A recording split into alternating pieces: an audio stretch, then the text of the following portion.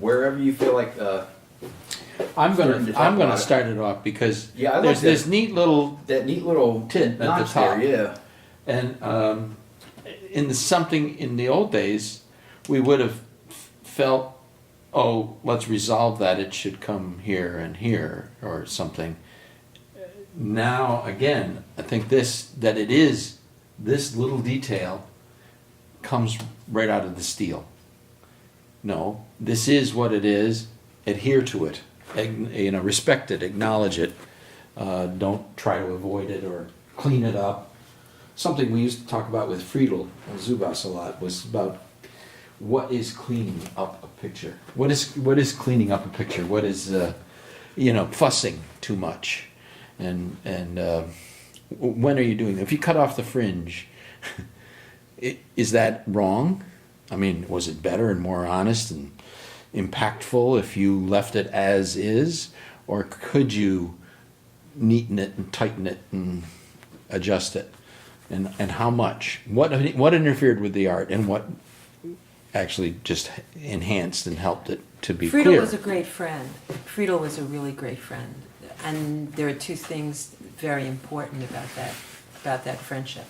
And that is, he never treated any artist that I'm aware of as less than.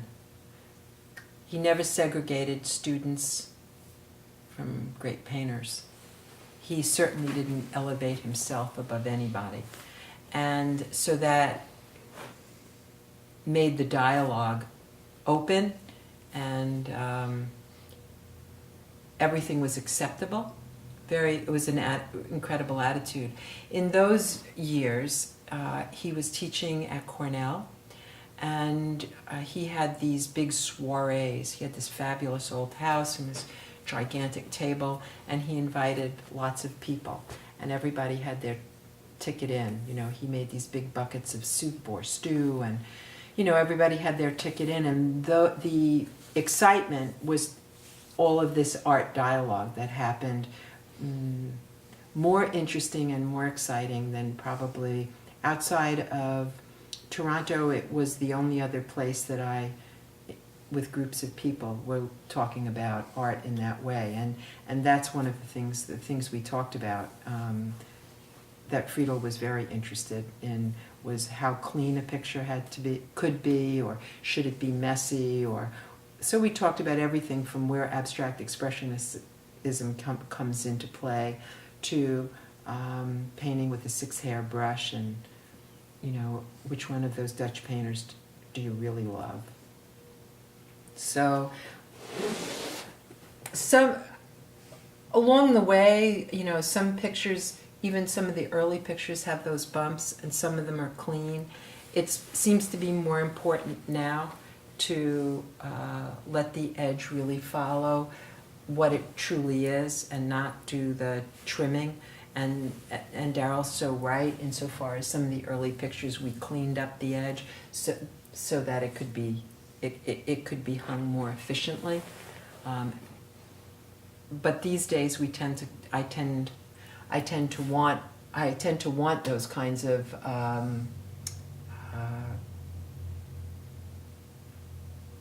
completion and detail. I guess I want to talk about detail. That though Can it's... we turn it around? Isn't this a good point to turn it around to see what Sure. you had to do to keep Sure. that in? Sure. To not neaten it up? Well, why don't you move it a little this way, because you're going to see this too. Whoop! Beep, beep.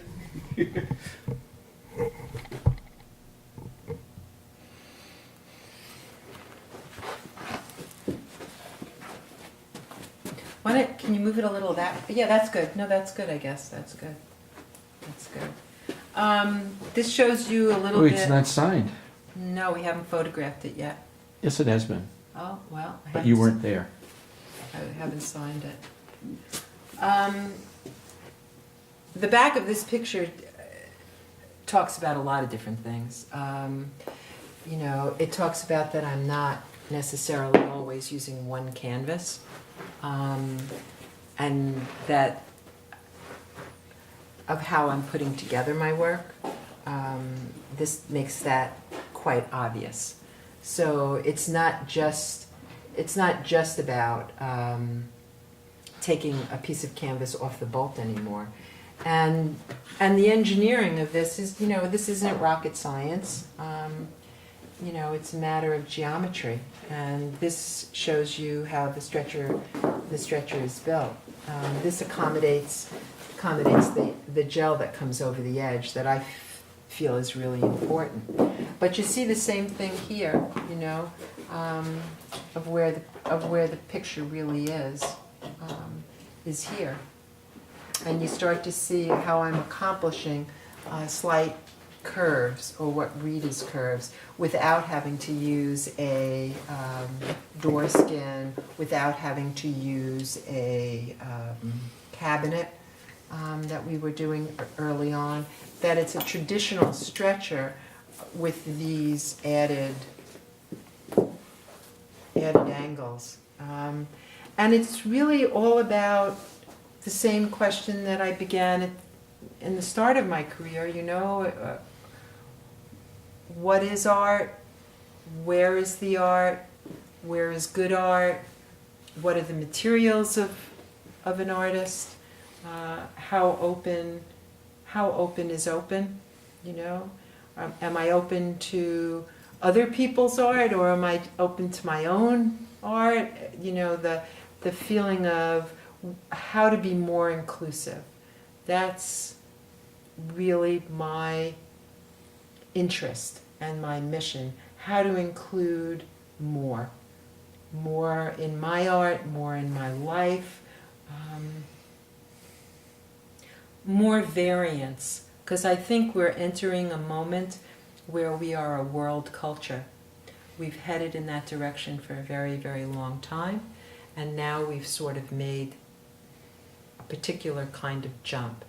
Whether that has something to do with our ability to know the whole world, we're no longer exploring. It's not the time of Magellan. It's the time of the internet. And so we have a much more inclusive idea of what world art is. I mean, there are works of El At-Ansui that I think are just wonderful, and I envy his economy of means. This is something that's kind of, you kind of have to think about if this is how you want to present your work. This may not look like it, but the idea of presenting it is equally as challenging, and some of them we've brought home completely finished, and then what happens if you want to turn them? And then what happens if you decide, oh my God, I was wrong, it should be upside down? And did I accommodate that on the back now that it's been all powder coated? So how much can you remain in your process open so your completion can be the best that it can be, so that you're taking into account everything? Like Darryl often says, he's a herder of paint. He herds these great big puddles, and that is in fact the same. I mean, I'm not a herder of puddles, but I am looking to stay as open to possibilities till the very end, to be able to say it's complete. This one over here presents that problem in a very big way, because I thought it was one way, and then we thought it was another way, and now it's this way, and how is it safe this way? Because now it just leans against the wall. Well, can I accommodate a hook? Because if I had a little kid running around my house, I sure as heck wouldn't have that in the living room.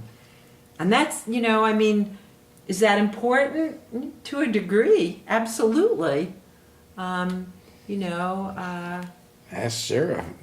Sculpture didn't fall on somebody and kill him. Right. Right. How would you feel about Michael that? Steiner used to make a lot of fun of my painting, a lot of fun of it. And he used to say, I know how you can get people to buy it.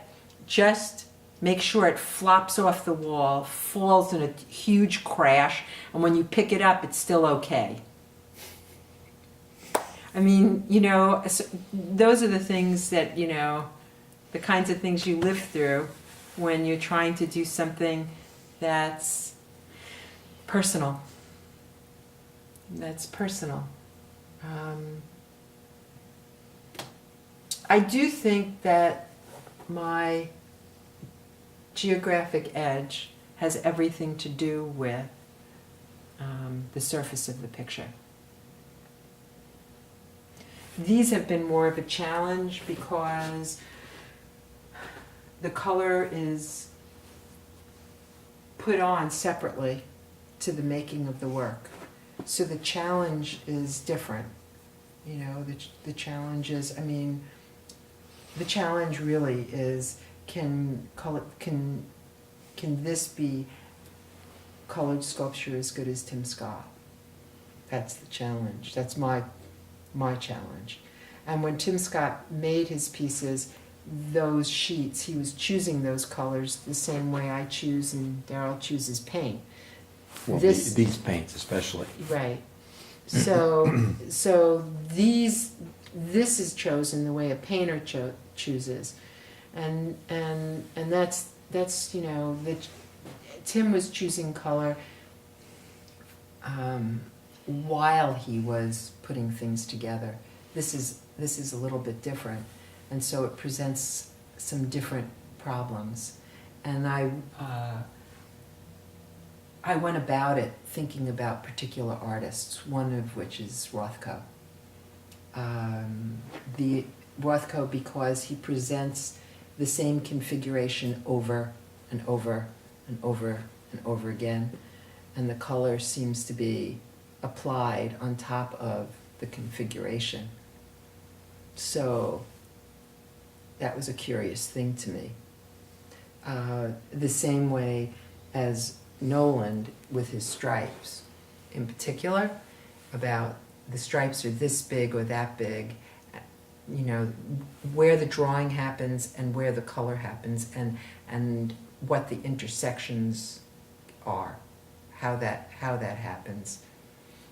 That's a huge challenge. I haven't lived with these long enough to know which ones are better than others, or they haven't been seen enough for me to be sure how other people stand with them. It's so early on. It's so early on. I hope I could do this forever. I hope I can continue this while I'm continuing this.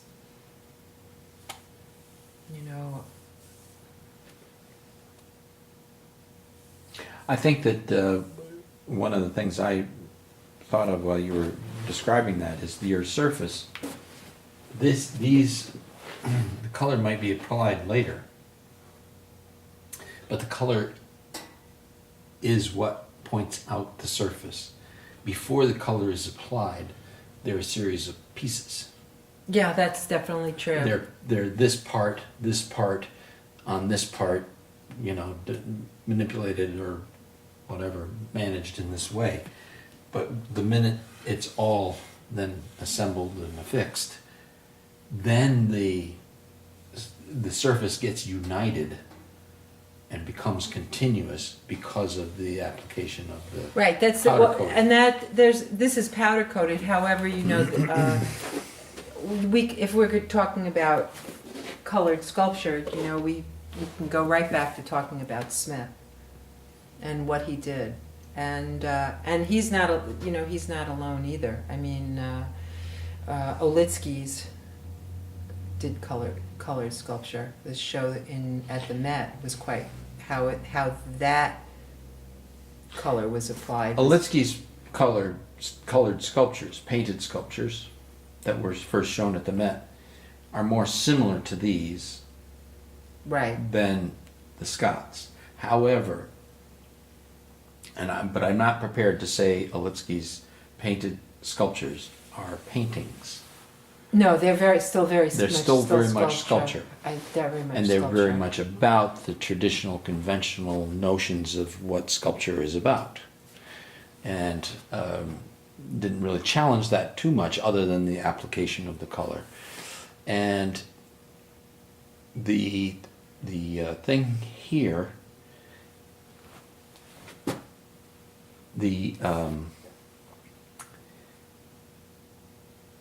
this is sort of in that line. What is truly more difficult to me is the synthetic stone, because that is 3D painting. It's painting start to finish. It's created in the same process as a painting is created. And the color is intrinsic to the material being used. The application results in the form that the material will be perceived in, and all the interactions are happening, and it's all in the now. That's something that sculpture doesn't have to. It does not have to. It can be. I mean, carving is definitely in the now. You chip it off, it's gone. Never to be replaced. So the carving sculpture is direct, but a lot of other sculpture is indirect. You're creating something that's ultimately going to be either cast or assembled or put together, or then color applied, paint applied, whatever. Finished. Otherwise finished. My interest. I mean, as you know, we have a really wonderful library, and my interest in my library is the things that I've learned from it. And here, at this time, we are unable to see what marble looked like painted. And much Or of the sculpture ivory. or ivory. Did you know ivories were painted? Ivories were painted. Who'd have ever thought ivory? Some Why of would marbles, you paint ivory? It's such a wonderful material. And they were painted. But they were painted. They were painted. And much of what we love of Asian sculpture, was painted. I mean, these things were painted. All the Greek sculptures All the were Greek painted. sculptures were Polychrome. painted. And we would So- see if they redid the painting on some of the Greek sculptures, and I bet they could do it. I bet forensically they could ferret out exactly what pigments were used where, and they could probably recreate it pretty close. We wouldn't like it. I don't know if we wouldn't like it. I got a don't know. feeling we would I think it don't was know. very garish. I don't know if we would like it. I just know that we are not able to be informed in that way. Wow. When you read about what we think some of these things look like, it's mostly surprising. We are making judgments based on what we see now, not necessarily what it once was.